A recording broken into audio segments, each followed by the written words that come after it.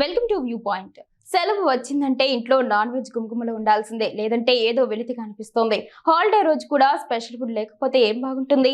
అందుకే చాలా మంది ఉదయం నుంచే ఇందుకు సంబంధించిన ప్రిపరేషన్ మొదలు పెడతారు. బయటకు వెళ్లి నాన్ వెజ్ కొనుక్కొని వచ్చినప్పటి నుంచి అది ప్లేట్లోకి వచ్చేంత వరకు హడావుడిగానే ఉంటుంది. ఇక దీనికి తోడు బిర్యానీ, పులావ్ లాంటివి ఉంటే పర్ఫెక్ట్ మీల్ అవుతుంది. పిల్లల నుంచి పెద్దల వరకు అందరూ ఇష్టంగా తింటారు. ఇదంతా బాగానే ఉంది, కానీ మీరు తింటున్న మాంసం ఎంత క్వాలిటీగా ఉందో గమనిస్తున్నారా? ఏదో బయటకు వెళ్ళామా, కొన్నామా, వండి తిన్నామా అని లైట్ తీసుకుంటున్నారు చాలా మంది. ఈ హడావుడిలోనే నాసిరకం మాంసాన్ని తింటున్నారు. ముఖ్యంగా మటన్ విషయంలో ఈ తరహా మోసాలు జరుగుతూ ఉంటాయి. అందుకే మటన్ కొనే సమయంలో కొన్ని విషయాలను జాగ్రత్తగా గమనిస్తే అది నాణ్యమైందా కాదా అని తెలుసుకోవచ్చు.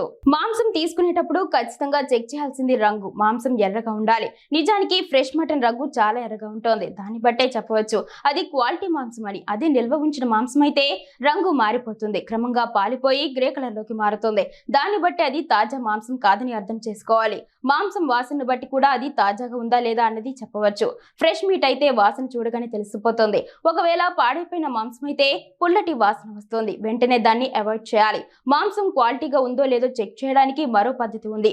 సాధారణంగా తాజా మాంసం చేతితో ముట్టుకోగానే కాస్త మందంగా తగులుతుంది, కండ గట్టిగా ఉంటుంది. అలా ఉందంటే అది ఫ్రెష్ అని అర్థం చేసుకోవాలి.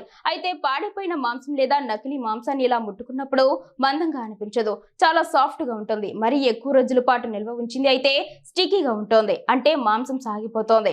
ఇలాంటి మాంసం ఆరోగ్యానికి ఏమాత్రం మంచిది కాదు. మటన్ ఎంపికలో చాలా ముఖ్యమైన విషయం ఇది.